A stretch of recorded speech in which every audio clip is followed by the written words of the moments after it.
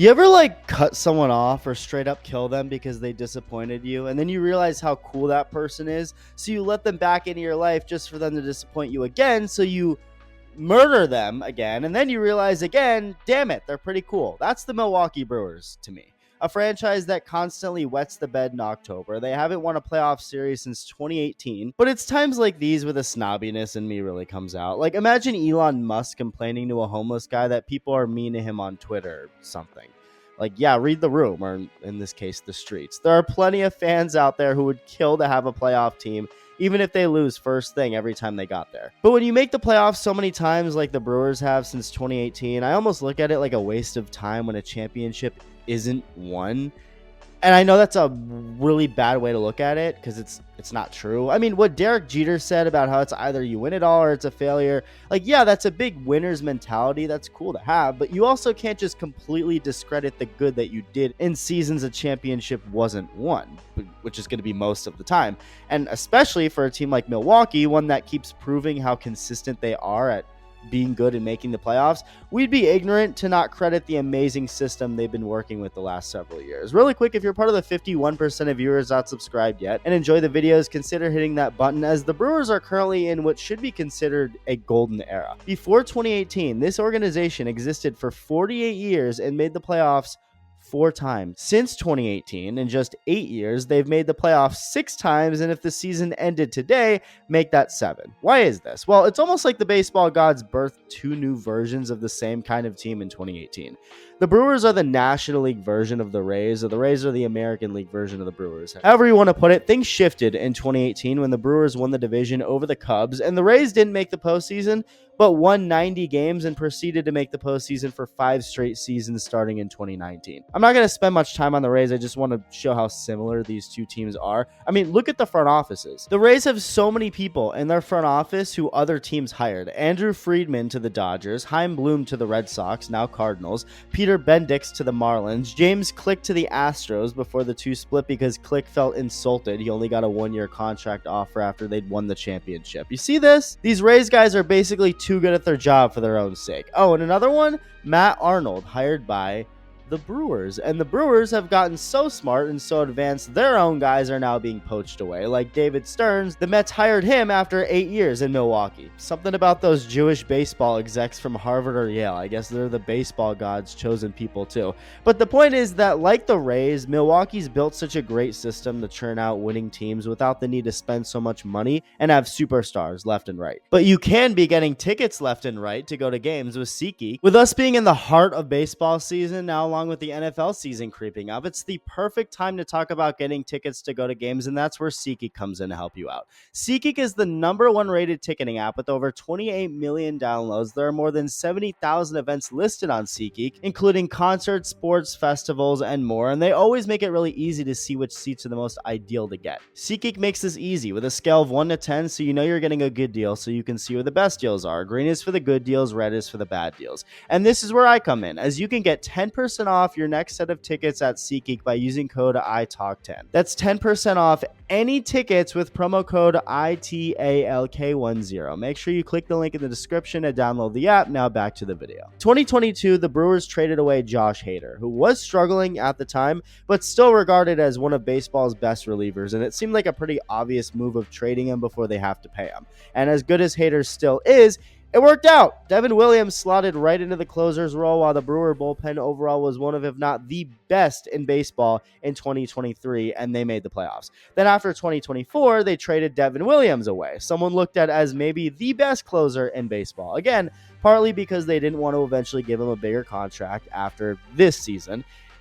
And it's worked out. 6'8" Trevor McGill has slotted into the role and has been disgusting. Yeah, no problem. Just a 101 fastball in my back pocket. And the Brewer bullpen, again, is one of, if not the best bullpen in baseball. Abner Uribe has been awesome. Grant Anderson, who was only ever bad before this season, was traded to the Brewers and has found it this year. He's been really good. Aaron Ashby is a failed starter the Brewers made into a reliever, and it's been working this year. They have these random guys who are just good for no reason. Meanwhile, Williams has not been himself at all with the Yankees. Now go to the starting pitching. Corbin Burns was one of the best starting pitchers in baseball with the Brewers for years. Dude won the Cy Young Award in 2021. in a historic season and followed that up with more elite seasons. But after 2023, the team traded Burns away with 1 year left before free agency, like they'd eventually do with Williams. Trading your best pitcher isn't that dumb? No, turns out anyone who said that was dumb, including me. I criticized that trade a lot when it happened like an idiot because it's worked out. As good as Burns was last year for the Orioles, the Brewers still had an overall good group of starters and made the postseason again. They won their division again for the second straight year and for the third time in 4 years. The Orioles don't even have Burns anymore. He left for Arizona on a 6-year, $210 million contract and pretty quickly had to get Tommy John surgery. The Brewers have become very good at breaking up with people and looking better off than their ex. I mean, Burns still got his money, so it's more the D-backs who look bad here. Even though they'll still have theoretically a healthy Burns for at least 4 years once he's back. Either way, the point is, just like Josh Hader, just like Devin Williams, the Brewers didn't want to pay Corbin Burns. And just like how well the bullpen's been without those two, the rotation's been more than well without Burns. The highest ERA in the Brewers rotation this season is 3.5. I want you to grasp how stupid that is. That's like saying the worst meal at a Michelin star restaurant made Gordon Ramsay cry tears of joy. Freddie Peralta, one of the longest tenured Brewers right now, he's been with them since this run of making the playoffs almost every year started in 2018. He's having a career season. Quinn Priester was traded to the Brewers this year, like a few months ago after the season already started, from the Red Sox, who traded for him a year ago from the Pirates, so he's been passed around a little bit to get to this point where it really looks good for Milwaukee. Priester's been very good. Chad Patrick seems like a made-up name. I love it. Chad Patrick is a rookie and has been very good. Jose Quintana is the unk of the rotation. He's been solid. Oh yeah, and then they just have like casually another version of Paul Skeens. Name is similar too, just spelt a little differently. Jacob Mizorowski, a 6'7" string bean who pumps a 104 mile an hour fastball and a 96 mile an hour slider. I will never get over how stupid and awesome any of that is. This guy made the All-Star team after the first 5 starts of his whole career, which yes, it's dumb. Christopher Sanchez on the Phillies, who actually pitched a whole first half, should have been an all-star instead. But it's still cool that Mizorowski's so good, to the point him making the all-star team after being in the league for 5 minutes was even a consideration, let alone a reality.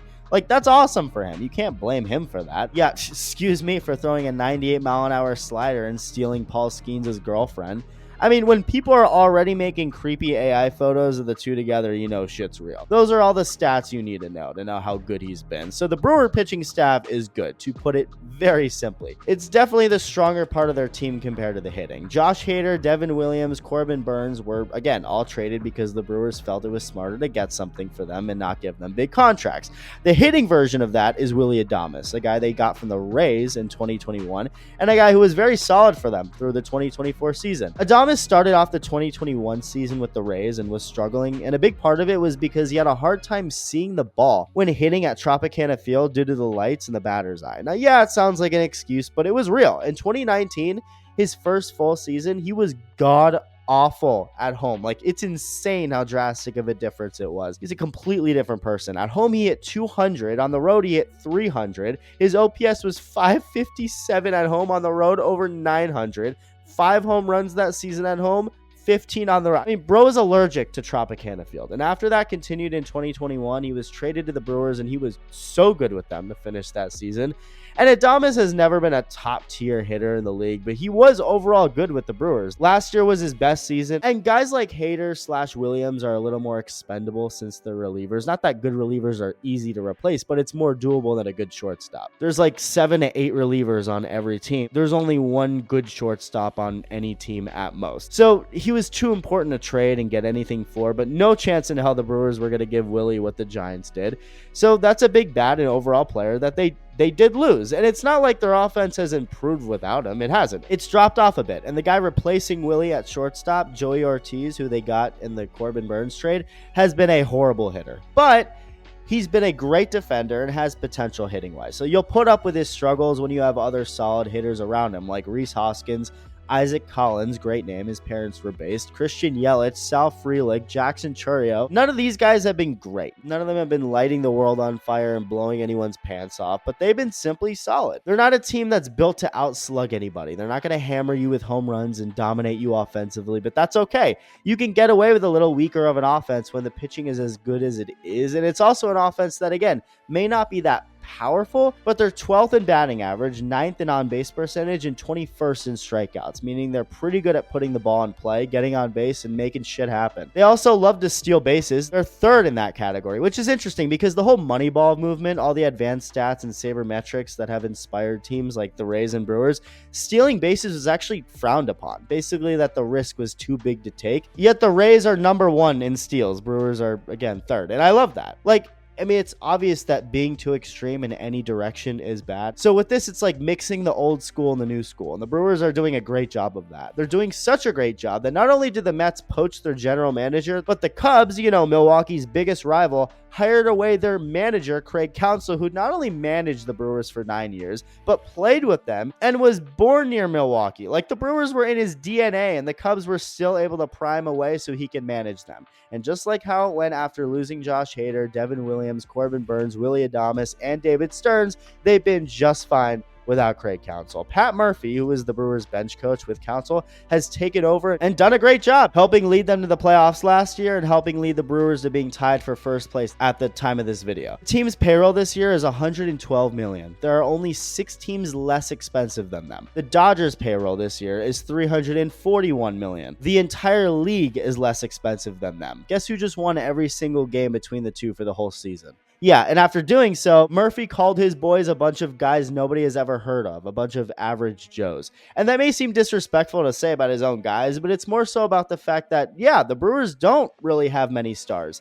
But the point is they're hungry. They don't care about how popular or unpopular they are. They're ready to take on anybody. And that 6-0 season sweep against the Dodgers is a statement that cannot be ignored. So while the Pirates operate like a chicken with its head cut off, the Rockies forget they even exist, while all these other teams struggle trying to build a consistent winner to compete with the Dodgers, Mets, all these more expensive teams, Milwaukee has become a revolving door of talent from the front office to the field, the coaching staff, and it's very cool to see. Yeah, maybe they'll do all of this just to collapse in the playoffs again, and that would suck, but that hasn't happened yet. All we can look at is right now, which is the undeniable fact that what the Brewers are currently doing and have been doing for years is awesome and has to be appreciated. Let me know your thoughts, and thank you for watching. Love you. Bye.